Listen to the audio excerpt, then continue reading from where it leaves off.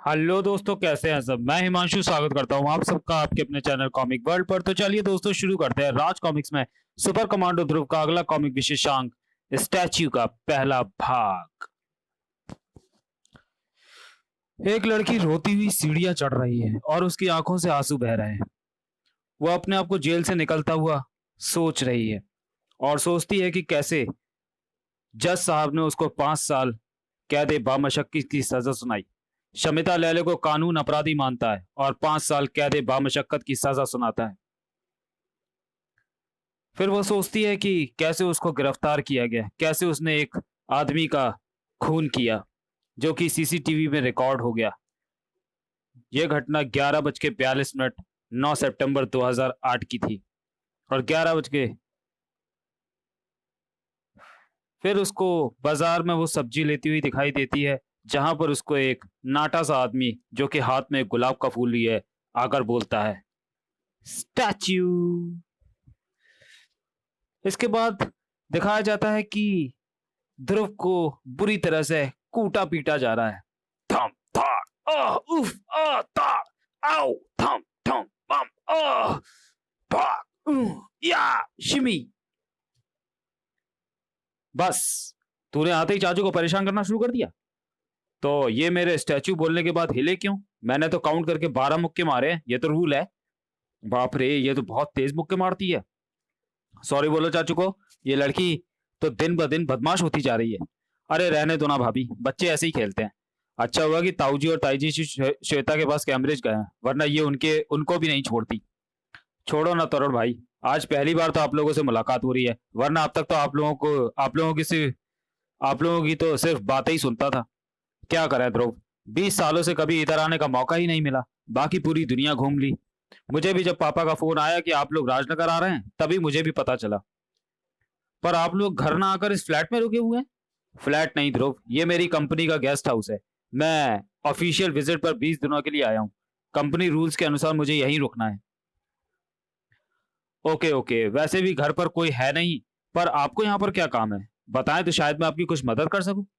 मेरे काम में कोई मेरी मदद नहीं कर सकता ध्रुव, इसलिए देखो मेरा कोई स्टाफ तक नहीं है। ऐसा क्या काम है आपका? बताऊंगा, पर नौकरी से इस्तीफा देने के बाद। मैं ये जानकारी तुम्हारी भाभी तक से शेयर नहीं कर सकता। ओके ओके, ऐसा करते हैं, हम बिजनेस को अलग और रिश्तों को अलग रखते हैं। तो कब ले चलूं आप लोगों को डिनर पर? कल बताऊं तो चलेगा? चलेगा, पर फिलहाल तो मैं चलूंगा। T T. हाँ करीम, क्या प्रॉब्लम है? मैं हमेशा प्रॉब्लम बताने के लिए कॉल करता हूँ क्या? 90%। आज भी मामला 90% का ही है। एक महिला विंसेंट टावर की छत पर चढ़ गई है, 26वीं मंजिल पर। यही है साहब, मैंने जब इसको अंदर आते देखा था तभी मुझे शक हो गया था। फिर जब मैंने सर्वेलेंस कैमरे पर इसको हाँफते हुए सीढ़ियां चढ़ते देखा तो मुझे पक्का हो गया कि ये गलत इरादे से आई है, और मैंने आपको फोन कर दिया। हटो हटो, पीछे हटो। तूने ठीक किया, इसकी सीढ़ियां चढ़कर ऊपर जाने के कारण हमको समय पर आने का मौका भी मिल गया। पर इस तक पहुंचे कैसे? इसने तो छत पर दरवाजा बंद किया हुआ और वह नीचे कूदने ही वाली है। Thank God. अब ये लड़की कूदे या ना कूदे, मैं तो रिलैक्स हो गया। अरे अरे, वो तो सचमुच कूद गई। घबराओ मत, हम इसे कैच कर लेंगे। अरे, हमको देखकर उसने दिशा बदल दी है।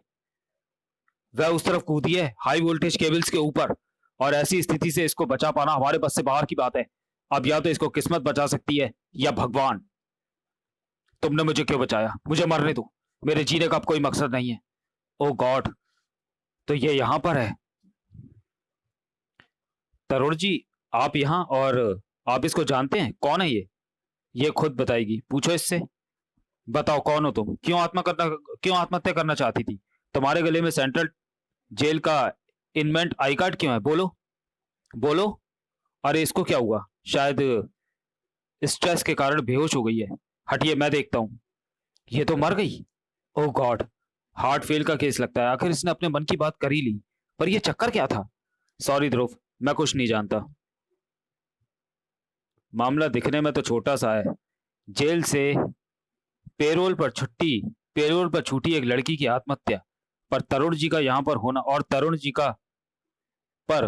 तरुण जी का यहाँ पर होना इस मामले को उलझा रहा है। और इससे भी बड़ा कॉम्प्लिकेशन मेरी उनसे रिश्तेदारी है। उनसे मैं खुलकर पूछताछ भी नहीं कर सकता। पर एक तरीका जरूर बचता है। मैं उस लड़की के बारे में छानबीन कर सकता हूँ, शायद वहां से कोई जवाब मिले। ओह, इस लड़की ने मेंडिक सिटी में एक इंडस्ट्रियलिस्ट की हत्या की थी। वह उसके घर में मेड का काम करती थी। यानी उसे पता था कि उसकी ये हरकत पूरे घर में लगे सीसीटीवी कैमरे में कैद हो जाएगी। फिर भी उसने ये हत्या की। हत्या का कारण पता नहीं चला। एक मिनट, एक मिनट, ये फोटो देखिए इंस्पेक्टर। उसकी आंखों, उसकी आंखें। ये लड़की या तो नशे में है या हिप्नोटिज्म की हालत में है। हमको हत्या का कारण पता नहीं चला था, और हाँ, इस लड़की को भी हत्या के बारे में कुछ याद नहीं था। इसको जब पुलिस ने एक सुनसान स्थान से गिरफ्तार किया था तो भी इसकी हालत ऐसी ही थी।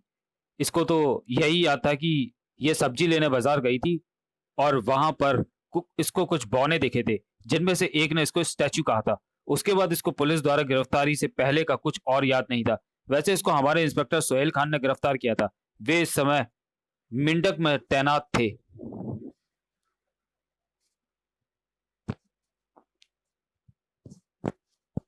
स्टैचू?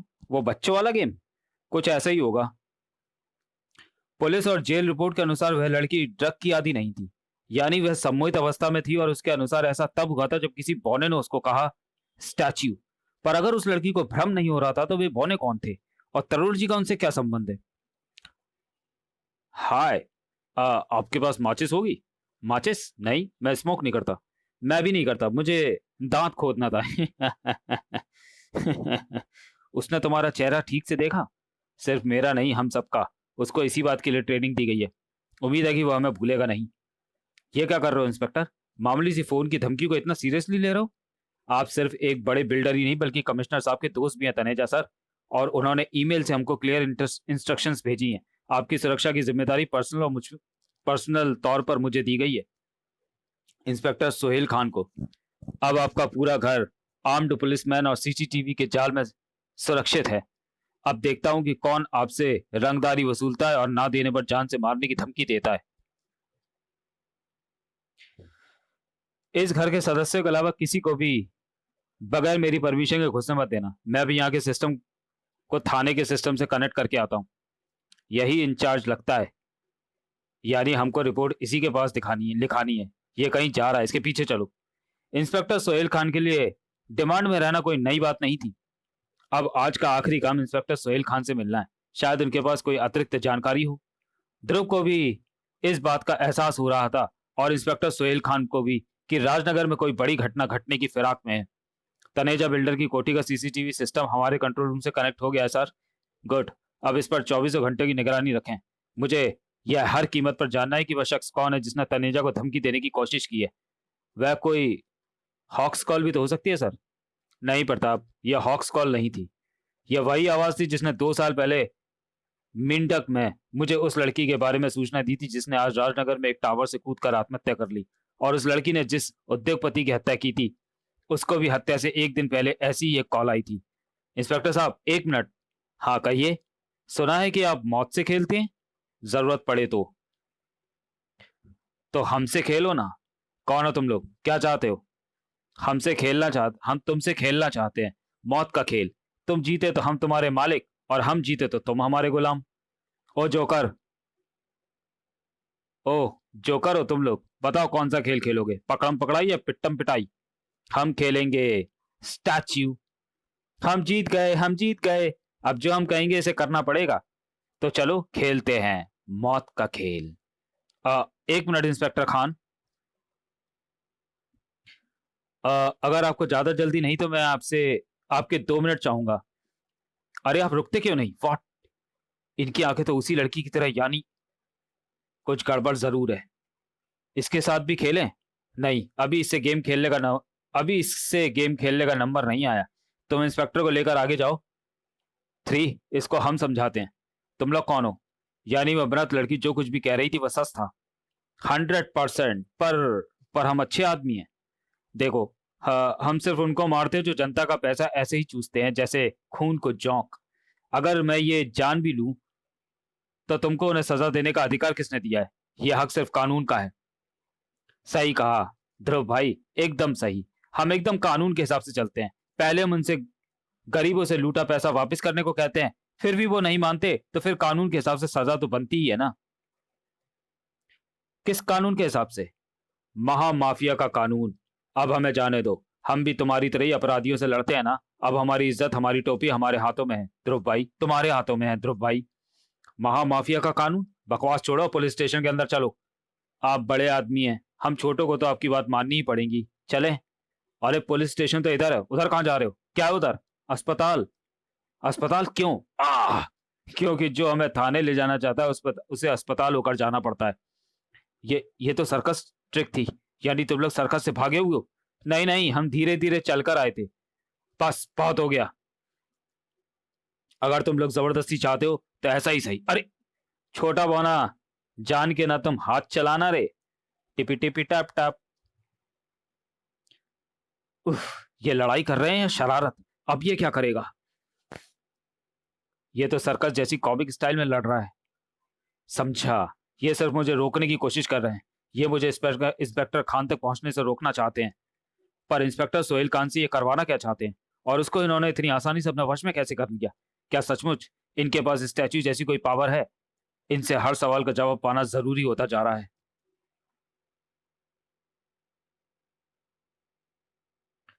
क्योंकि मुझे आभास हो रहा है कि राजनगर में भी वही कहानी दोहराई जा रही है जो 2 साल पहले मिंटक में घटी थी। अरे भाग, अगर पुलिस स्टेशन के अंदर किसी को भनक लग गई तो पूरे बटालियन बाहर आ जाएगी। उफ, ये तो भाग रहे हैं। वो हमारे पीछे आ रहा है। गुड, यहाँ अपना काम तो हो गया।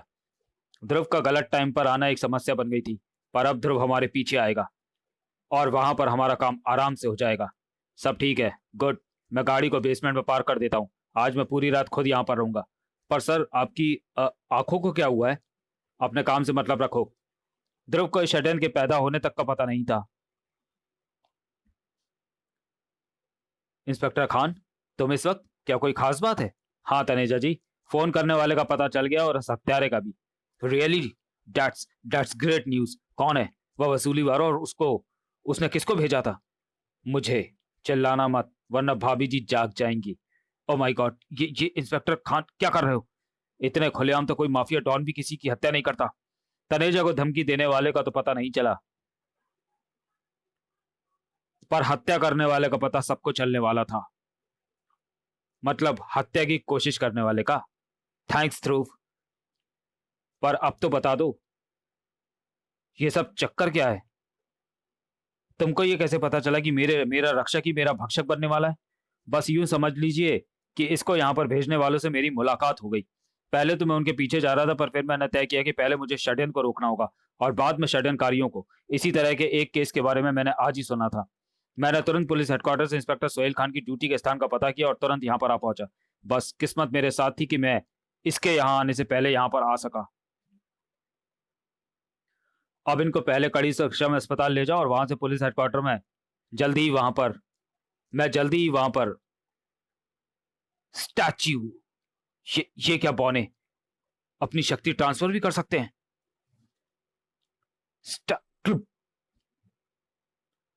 पकड़ो इसे और सबसे पहले इसका मुंह बंद करो। ओम ह्रीम प्रकाशाय। ये तो तनेजा की आवाज थी। ओ गॉड, वो जाते जाते अपना काम कर ही गया। तुरंत एम्बुलेंस बुलाओ, वो नीचे ही खड़ी है। इंस्पेक्टर सोहेल कहां गया? पता नहीं, इन्हें संभालो। ऑपरेटर, तुमने सीसीटीवी सिस्टम पर देखा होगा कि इंस्पेक्टर किधर गया है। सोहेल खान, रुक जाओ। इससे पहले कि ये किसी नई शक्ति का इस्तेमाल करे, वो अभी अभी अंडरग्राउंड पार्किंग में जाते दिखे थे। मुझे इसको काबू में कर लेना। कोलाची के रहते तो इंस्पेक्टर को रोकना तो दूर, छू भी नहीं सकता बच्चे। अब ये मुसीबत कहां से आ गई और ये सख्त पैरे को भेद कर अंदर कैसे आ गई?